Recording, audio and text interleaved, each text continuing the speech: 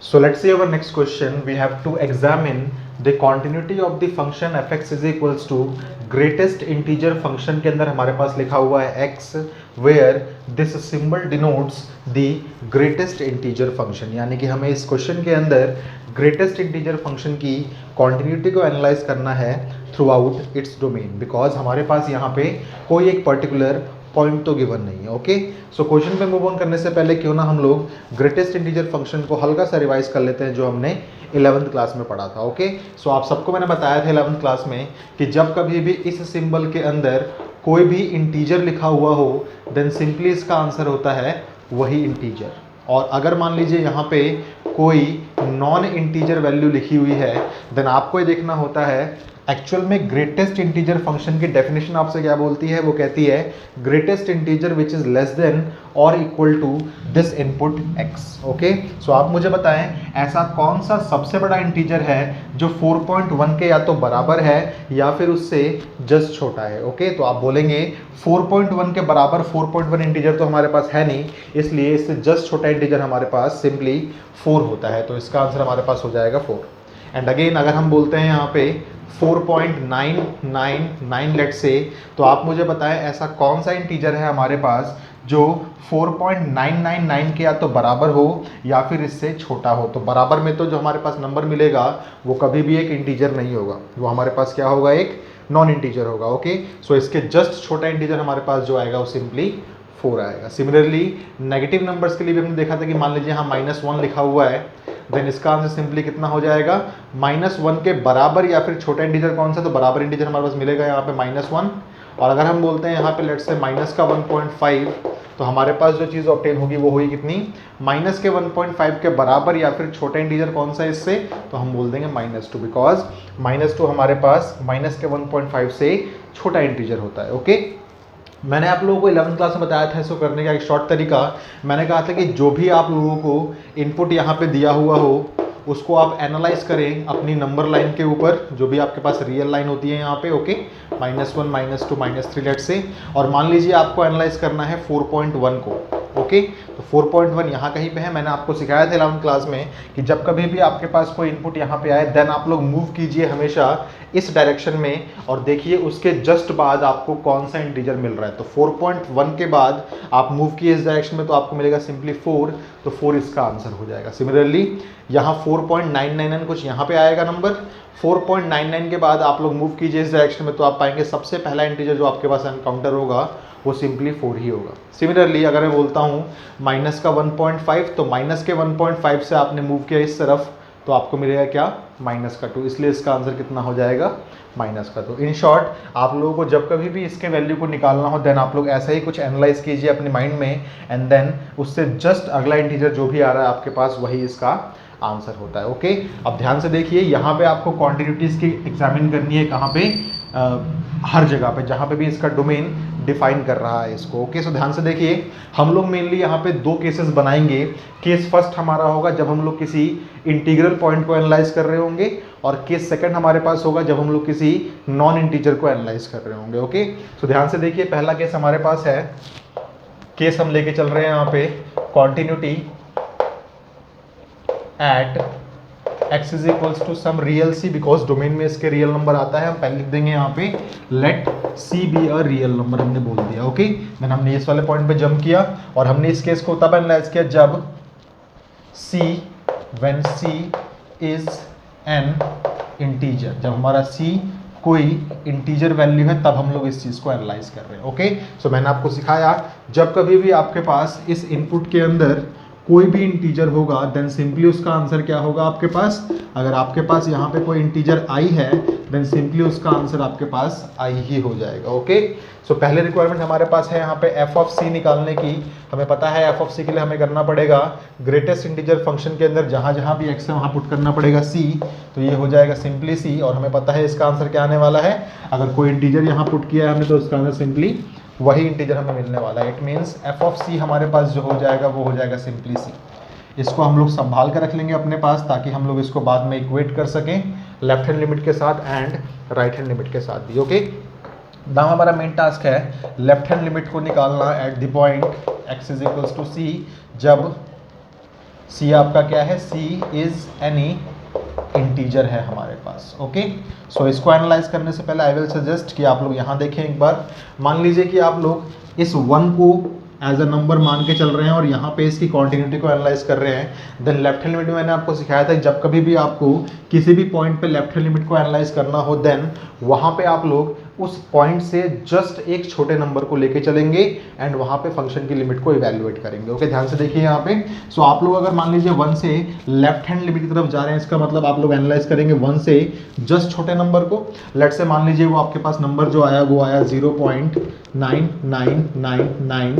Okay, approximately मान लीजिए यही नंबर है आपके पास 0 से जस्ट छोटा। तो आप मुझे बताएं इस केस में आपका आंसर कितना आएगा। तो आपको पता है 0.999 कुछ यहाँ पे लाई करेगा और इसका आंसर निकालने के लिए आपको मूव करना पड़ेगा इस डायरेक्शन में और आपके पास आंसर आ जाएगा 0।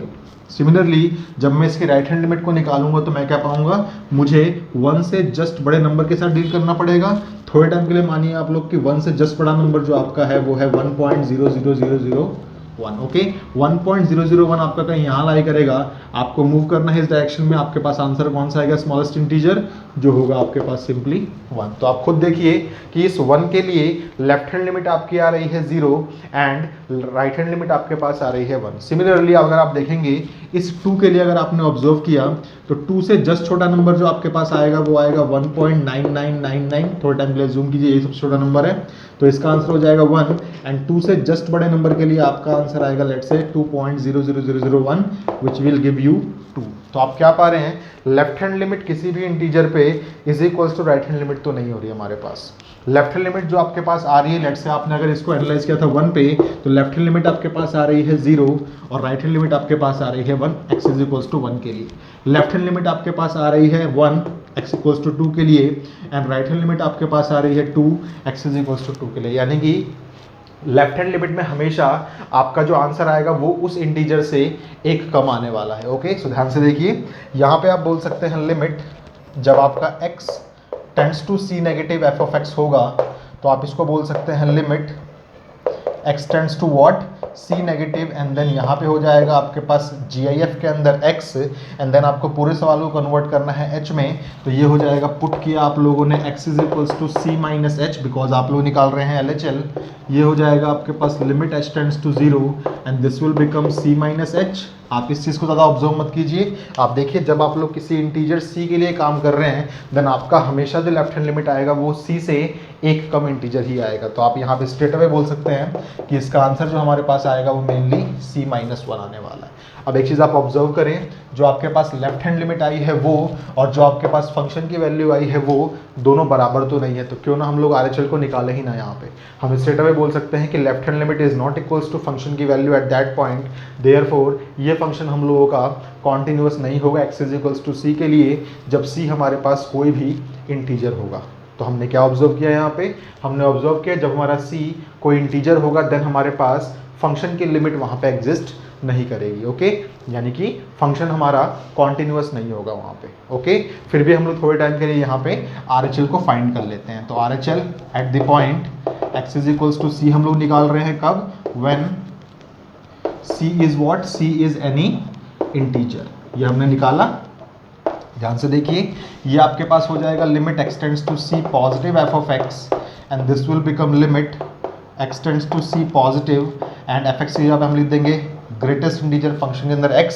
ना हमारा मेन काम होगा पुट करना, तो हमने पुट किया x is equals to c plus h। तो ये हो जाएगा हमारे पास limit h tends to 0 and this will become only c plus h। आप लोग यहाँ ज़्यादा ऑब्जर्व मत कीजिए, आप देखिए जब आपने किसी भी इंटीजर से जस्ट बड़ी वैल्यू ली थी तो RHL आपके पास आया था वही इंटीजर, जब आपने किसी भी इंटीजर से जस्ट बड़ी वैल्यू ली थी तो आपके पास RHL आया था वही इंटीजर। तो सिंपली आप बोल सकते हैं कि इसका आंसर आपके पास c आने वाला है। बट फिर भी देखिए LHL और RHL बराबर नहीं है, इसलिए हम क्या बोल सकते हैं, इसलिए हम बोल सकते हैं कि ये फंक्शन कॉन्टिन्यूअस नहीं होगा किसी भी इंटीजर पॉइंट के लिए। ओके, सो हम लोग स्ट्रेट अवे बोल सकते हैं क्या कि since LHL is not equals to RHL, या फिर आप यही बोल सकते हैं कि since LHL is not is equals to function की value at the point c, therefore fx जो आपका है is not continuous at where x is equals to c when c is any integer। तो आप लोगों ने एक चीज़ नोटिस क्या करी यहाँ पे, आपने नोटिस किया कि जब कभी भी आपका c एक इंटीग्रल पॉइंट होगा देन ये फंक्शन वहाँ पे कॉन्टिन्यूअस नहीं होगा। तो आप लोग नोट में लिख सकते हैं कि fx is equals to greatest integer function के अंदर x is discontinuous for all integral points. ठीक है, तो केस 1 हम लोगों ने यहाँ पे एनालाइज कर लिया जब हमारा इनपुट जो होगा वो एक इंटीजर होगा। नाउ हमें एनालाइज करना है जब हमारा इनपुट जो होगा वो एक नॉन इंटीग्रल वैल्यू होगी। Okay, so I will suggest कि आप लोग इसको नोट डाउन कर ले ताकि मैं आपको सिखा सकूं केस सेकंड को भी। ओके, इसको प्लीज़ आप लोग नोट डाउन कर लीजिए। So now let's see our case second, जब हम लोग किसी भी नॉन इंटीजर पॉइंट पे अपनी कॉन्टिन्यूटी को एनालाइज कर रहे होंगे। ओके, सो हम लोगों को चेक करना है continuity at x is equals to some real number c when c is a non integer. जब हमारा c कोई नॉन इंटीजर वैल्यू होगी, यानी कि हो सकती है वो कोई पॉइंट में वैल्यू यहाँ की हो या फिर कहीं और की हो, बस हमारे पास इंटीजर नहीं होना चाहिए। ओके, तो ध्यान से देखिए यहाँ पे आपके पास अगेन केसेस बनने वाले हैं। यहाँ पे फिर से आपको बनाना पड़ेगा, लेफ्ट हैंड लिमिट निकालनी पड़ेगी, राइट हैंड लिमिट निकालनी पड़ेगी एंड देन फंक्शन की वैल्यू भी उस पॉइंट पे निकालनी पड़ेगी आपको। ठीक है, इसको करने से पहले आप कुछ चीज़ें एनालाइज कीजिए मेरे साथ। मान लीजिए कि आपको इसकी वैल्यू निकालनी है 1.5 पे, तो आप मुझे बताएं 1.5 पे आपका जो फंक्शन लाई करेगा वो यहाँ कहीं पे करेगा। मान लीजिए ये है 0, ये है 1 और मान लीजिए ये है 2। ओके, 1.5 आपका यहाँ कहीं पे होगा, तो आप लोगों को इस डायरेक्शन में मूव करना है, तो आपका आंसर इसका सिंपली आएगा 1। अब मान लीजिए 1.5 से मैं जस्ट छोटे नंबर की बात कर रहा हूँ, तो इसका मतलब मैं अप्रॉक्सीमेटली बात कर रहा हूँ 1.49999 की। ओके, आप मुझे बताएं 1.499 यहाँ कहीं पे लाई करेगा और इस ग्रेटेस्ट इंटीजर का जो आंसर इसका आएगा वो सिंपली आएगा 1।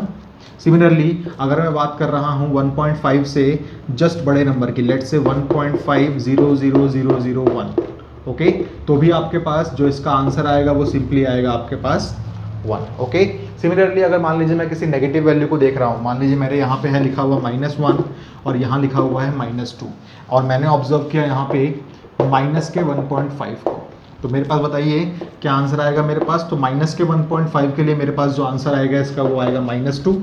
सिमिलरली अगर मान लीजिए मैंने माइनस के 1.5 से कुछ बड़ी वैल्यू को ऑब्जर्व किया, बड़ी वैल्यू का मतलब वो वैल्यू मेरी हो जाएगी 1.49999, तो इसका भी आंसर मेरे पास कितना हो जाएगा -2 ही आएगा। ओके, सिमिलरली मान लीजिए मैंने माइनस के 1.5 से जस्ट छोटी वैल्यू को ऑब्जर्व किया, तो वो वैल्यू मेरे पास हो जाएगी माइनस का 1.500001। ओके, इसका भी आंसर मेरे पास -2 ही आएगा। तो आपने क्या देखा, जस्ट छोटी वैल्यू के लिए भी आपका आंसर 1 ही आ रहा है, जस्ट बड़ी वैल्यू के लिए भी आपका आंसर 1 ही आ रहा है जब आपके पास कोई नॉन इंटीजर था 1.5। सिमिलरली सारे के सारे इंटीजर्स के लिए आप ये एनालाइज कर सकते हैं कि आपके पास जो आंसर्स आएंगे वो सब कुछ सेम ही आएगा। ठीक है, बट उस केस में देखिए हमेशा आप जिस भी इंटीजर को फॉलो करेंगे उसका वो इंटीजर जिस भी इंटीजर्स के बीच में लाई कर रहा होगा उसका हमेशा छोटा वाला इंटीजर ही आपका आंसर आएगा। लेट्स से 1.5 जो था हमारे पास वो 1 और 2 के बीच में था, इसका मतलब 1.5 का आंसर हमेशा हमारा आएगा 1। सिमिलरली जो माइनस का 1.5 था वो एक्चुअल में -2 और -1 के बीच का नंबर था। स्मॉलेस्ट इंटीजर ये है, उससे बड़ा इंटीजर ये है, उसके बीच में माइनस का 1.5 लाई कर रहा है, तो याद रखिएगा इस केस में हमेशा स्मॉलेस्ट इंटीजर ही आप लोगों का आंसर आता है। ओके, तो ध्यान से देखिए यहाँ पे आपको कुछ और एजम्पशन भी करनी पड़ेंगी। जब आपका c एक नॉन इंटीजर वैल्यू है एंड आपका जो c है वो एक्चुअल में किसी दो इंटीजर्स के बीच में लाई कर रहा है, i1 और i2 के बीच में, वेयर i1 बड़ा है और i2 छोटा है। इस केस में आपका i1 जो होगा वो 1 होगा, i2 जो होगा वो 2 होगा एंड देन इस केस में आपके पास जो i1 होगा वो -2 होगा एंड i2 जो होगा वो -1 होगा, यानी कि i1 छोटा है i2 से। ये बात आपको माइंड में रखनी है। ओके, ध्यान से देखिए, अगर आपको फंक्शन की value at the point c निकालनी हो देन मुझे बताइए इसका आंसर कितना आएगा। अगर मान लीजिए ये है 1, ये है 2 और ये है 1.5, तो आप लोगों का आंसर सिंपली आया है यहाँ पे 1, यानी कि स्मॉलेस्ट वाला इंटीजर आपके पास आया है, तो आप सिंपली बोल सकते हैं कि इसका आंसर आपके पास i1 आएगा। ओके, थोड़ा कंसेप्चुअल है वाली चीज़, तो आपको सही से समझना पड़ेगा इस चीज़ को। नाउ आपका मेन टास्क है लेफ्ट हैंड लिमिट को निकालना at the point x is equals to c, जब आपका c एक नॉन इंटीजर है एंड c आपका लाई कर रहा है इन दोनों इंटीजर्स के बीच में। ओके, तो ध्यान से देखिए यहाँ पे आपको लिखना पड़ेगा limit x tends to c negative f of x। Okay, now this will become limit x tends to c negative और यहाँ पे आपके पास हो जाएगा this greatest integer function. Now आपको पूरे सवाल को चेंज करना है किसमें, h की फॉर्मेट में, तो ये हो जाएगा c माइनस एच, ये हो जाएगा limit h tends to 0 and this will become c minus h. आप खुद देखिए, जब आपका इनपुट में उस नॉन इंटीजर से जस्ट छोटी वैल्यू थी तो आपके पास आंसर जो है वो स्मॉलेस्ट इंटीजर ही आया। जब आपके उस नॉन इंटीजर में जस्ट छोटी वैल्यू थी तो आपके पास इंटीजर क्या आया, वो स्मॉलेस्ट इंटीजर ही आया है। ओके, तो आप सिंपली बोल सकते हैं कि इसका आंसर भी आपके पास I1 ही आएगा।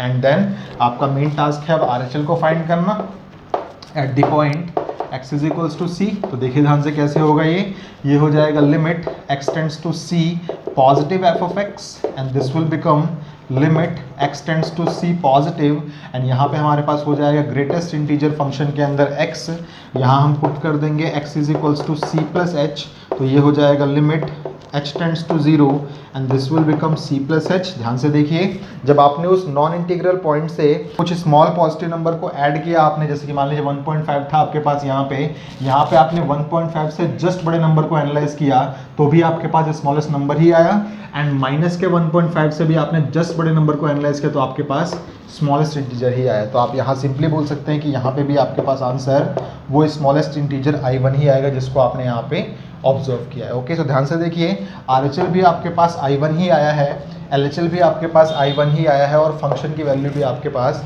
I1 ही आई है। तो आप सिंपली यहाँ बोल सकते हैं, मैं यहाँ से हर चीज़ को रब कर रहा हूँ, आप सिंपली यहाँ बोल सकते हैं कि since LHL is equals to RHL is equals to function की value at the point C है, देयरफॉर आपका जो फंक्शन है is continuous at x is equals to c होगा। और c क्या है हमारे पास, when, यानी कि हम बोल सकते हैं therefore fx is continuous at all non integer points। ठीक है, तो आप लोगों के नोट लिखना है कॉपी में कि जो ग्रेटेस्ट इंटीजर फंक्शन आपका होता है वो डिसकॉन्टिन्यूअस होता है सारे के सारे इंटीग्रल पॉइंट्स पे, और वो कॉन्टिन्यूअस होता है हमारा सारा का सारा नॉन इंटीजर पॉइंट्स पे। ओके, सो ये इस क्वेश्चन का रिक्वायर्ड सॉल्यूशन है। ये क्वेश्चन हमारे लिए बहुत हेल्पफुल होगा आने वाले क्वेश्चंस को सॉल्व करने के लिए। ओके, सो इस चीज़ को प्लीज़ आप लोग नोट डाउन कर लीजिए।